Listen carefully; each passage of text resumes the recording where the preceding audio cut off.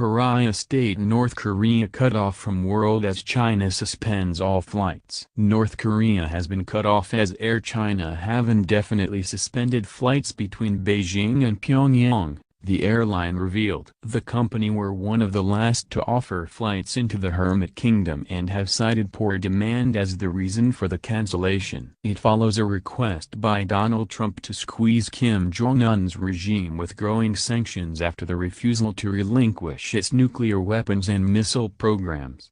An official in the company's Beijing-based press office, who only gave his surname as Ding, said that flights were suspended because business was not good. He declined to comment on when flights might resume. The suspension by China's national flag carrier comes shortly after a visit by a senior Chinese envoy to the city and also coincides with a U.S. decision to put North Korea back on a list of state sponsors of terrorism.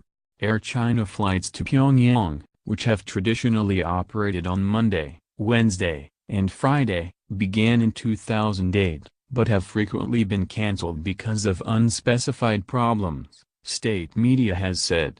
Last year, Air China halted flights seasonally for winter but resumed them in March. So far it is not selling tickets for any 2018 flights, according to Routes Online. One staff member in the company's Pyongyang office who declined to give his name told Reuters that Air China can resume the flights whenever there is enough demand and the office will operate normally even while there are no scheduled flights between Beijing and Pyongyang.